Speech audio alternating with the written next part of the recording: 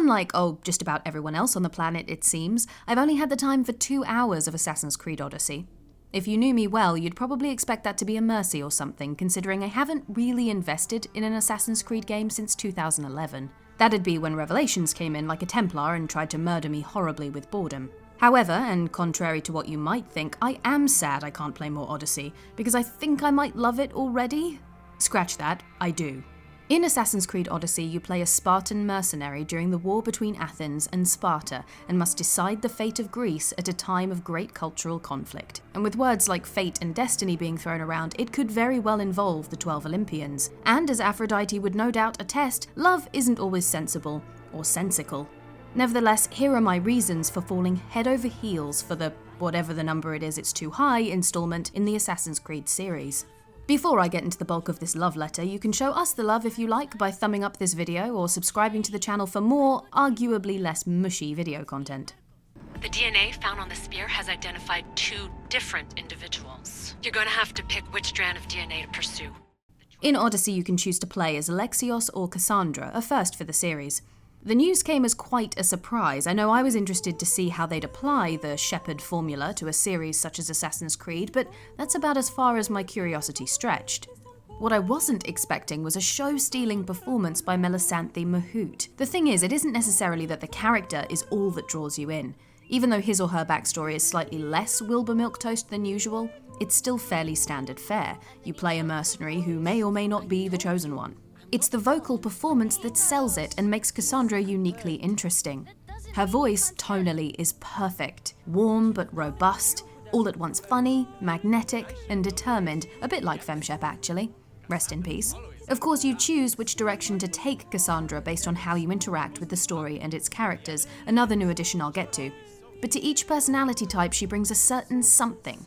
It helps comedy land, emotional choices become more impactful, and it fills those in-between spaces on horseback with something you actually want to listen to. Cassandra is alive with personality.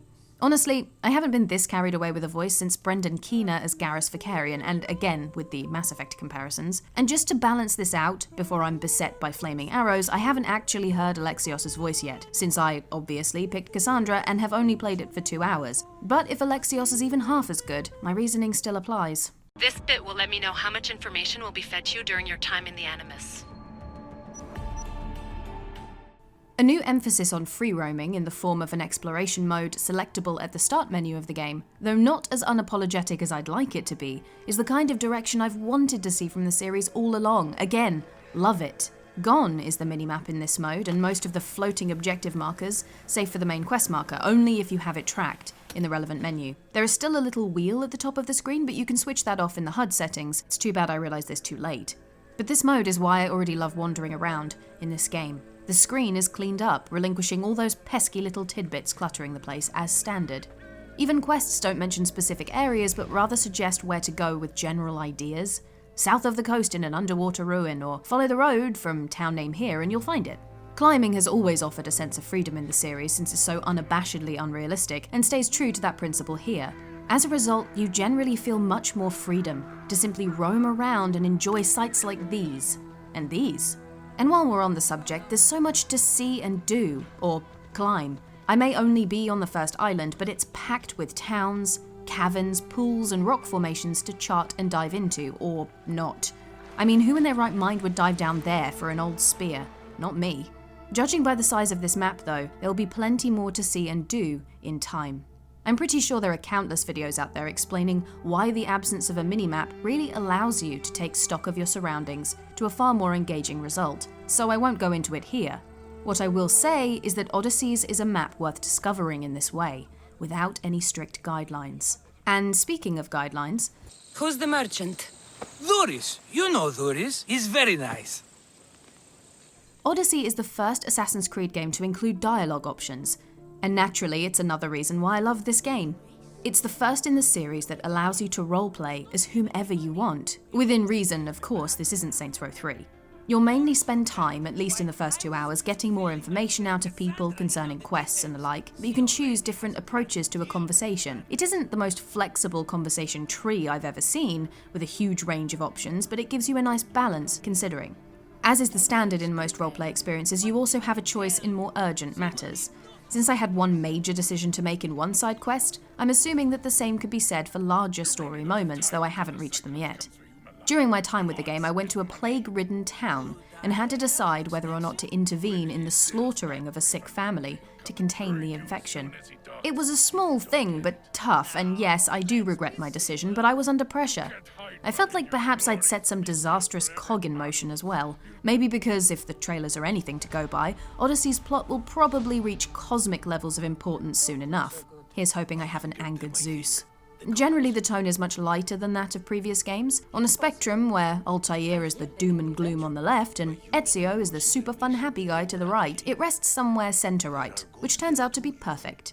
Nothing stays serious for too long, but neither does it bash you about the head with ham. Of Hartley.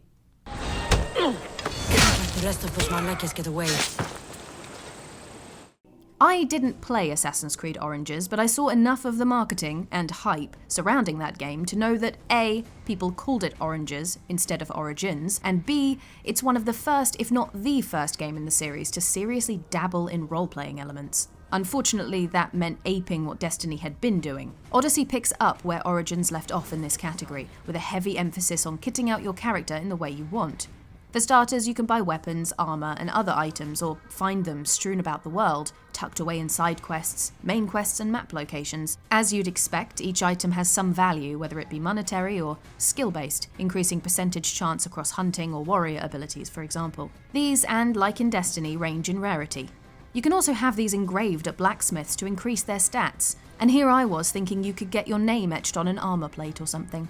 Combine this with the skill tree you see on screen right now, and you're all set to transform Cassandra or Alexios into the kind of merc you've always dreamed of being but never could be. And I know I'm filling out my 8 special power slots with the kind of moves Lucy Lawless would approve of. Roleplay elements in Odyssey aren't exactly reinventing the wheel, but with conversational options you have a game that can fill the huge Bioware-shaped void in your heart. If you have one, that is. You can even romance multiple people, all of whom are available to both Alexios and Cassandra. Truthfully, this kind of character customization is not what I expected from the series, but I'm glad it's here. Hopefully to stay. You'll have to be stronger than that. Don't give in! Let him have it! And this is all in the first 2 hours of Odyssey. I haven't even made it to the large sweeping battles I taste tested at the very start of the game.